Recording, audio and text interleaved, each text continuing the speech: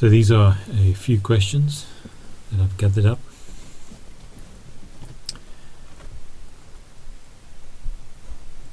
I have been celibate for some time and now have the fear that I will lose it.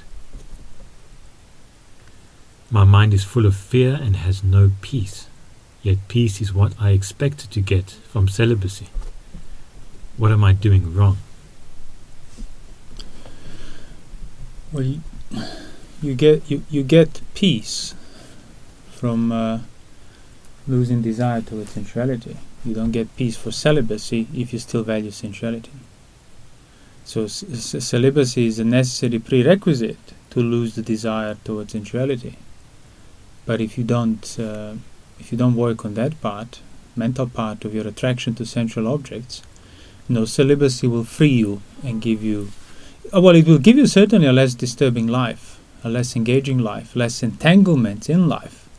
Being not engaging physically with sensuality is factually less entangling. But yes, if you still value sensuality, value sensual objects, saying no to them will hurt. So did that person expect celibacy to do the work for him, her? So if I'm celibate, if I just abstain from this, sensuality will magically evaporate from my mind? Or did they also, on top of that sense restraint, virtue, celibacy, then make the effort to see the peril in sense objects, to see the peril in desire? If not, then the peace they were hoping to get on account of celibacy alone, it's kind of on the level of sensual satisfaction again. They were hoping that they will have this pleasure of a peaceful experience because they're not engaging sexually anymore. But that's not how it works. That would be too easy. Then we would say just be celibate and that's it. You're an arahant. But no, you have to be if you want to be an arahant. But in and of itself, it will not result in the unshakable peace. But factually, as I said, it will still result in less entanglements. So focus on that. Ponder on the benefits of doing it. Don't just hope that it will do the work for you while you mentally still value the sensual objects. So once you're celibate, are you now spending your time contemplating the danger of sense desires, the lack of satisfaction, the context of entanglement and disentanglement, the value of disentanglement? Are you making the effort on that mental level now that you created a basis through celibacy and virtue, or are you just celibate and then just sort of treading water, just waiting for the work to magically be presented as completed? It's similar to someone who is like just taking on the rules, taking on certain precepts. It's exactly that. And then hoping that... Yeah, okay, so I understand now my duty is to be celibate. Okay, I'm celibate. Okay, so where's the peace? It won't come as a result of it, because you haven't taken it rightly. You take celibacy so that you can tame your mind. You don't take celibacy because that will do the work for you. So remind yourself for the reasons of wanting to practice. Keep that context, work on it. It's the simile of lighting the sticks. You have 5 sticks, lighting the fire with the sticks while you're in the water. So you realize I have to come out of this river in order to sort of rub the sticks to get the fire. But if you just come out of the river and you make no effort to rub the sticks to light the fire, well, you won't get the fire. You still won't get the original result that made you come out of the water. But you have to come out of the water. Yeah. So that's a celibacy is not optional for somebody who wants to practice really for the results. But then once you're celibate, that's not the end of the practice. Coming out of the water, yeah. Now learning to light a fire and making the effort to dry the sticks, not soak them, not keep them in touch with water even if you're out. In other words, stop valuing sensuality, stop hoping for some degree of sensual pleasures after I become peaceful and so on. You have to say no to that entire domain. And you would say no, not by I'll just decide to say no, but by contemplating the factual danger of it, the factual lack of satisfaction, the factual perpetuation of the problem and non-peace. And that in and of itself would be enough actually to to already start seeing the benefits of being celibate, for example. And the dangers of not. And the dangers of not. Absolutely. Even if you don't get some higher results, you still recognize, well, yeah, it's still factually, yeah. And More freedom comes that way. so a question that's related to this. Now that I'm old, celibacy is quite easy. All of my previous passions have faded, and now I dwell equanimous to most things. But I fear that sickness and death will still be suffering for me. What should I do next? I think what should I do first is more likely what you should ask.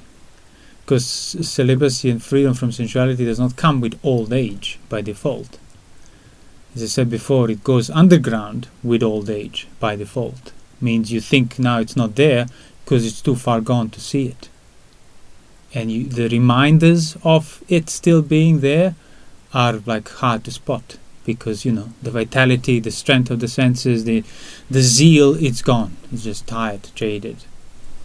But the attitude, the assumption of where the lust is, where the attraction is, where the desires are being satisfied, that's still there, and that's now much harder to see and uproot.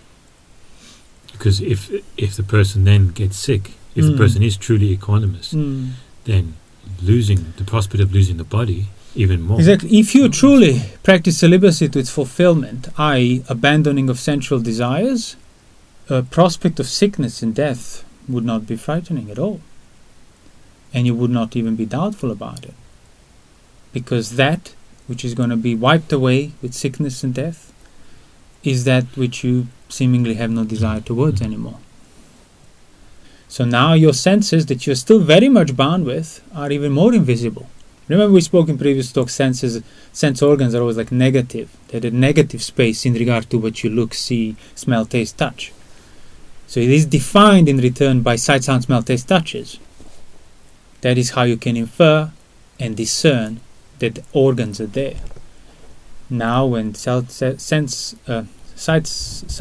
taste, touches have been bombarding you for decades and decades and decades, and fatigue, and you have no more inspiration or strength and like joy towards the pleasures, you're just tired, you just rather not be bothered, means your negative spaces of your senses will be even more invisible now, because they're factually not being as defined as before, which is what people confuse as peace. Oh look, I'm not disturbed as much as I was before. Yeah, because you're getting old. But if you truly want to see if you're peaceful or not, well, contemplate losing the dear ones, the loved ones, experiencing misfortune.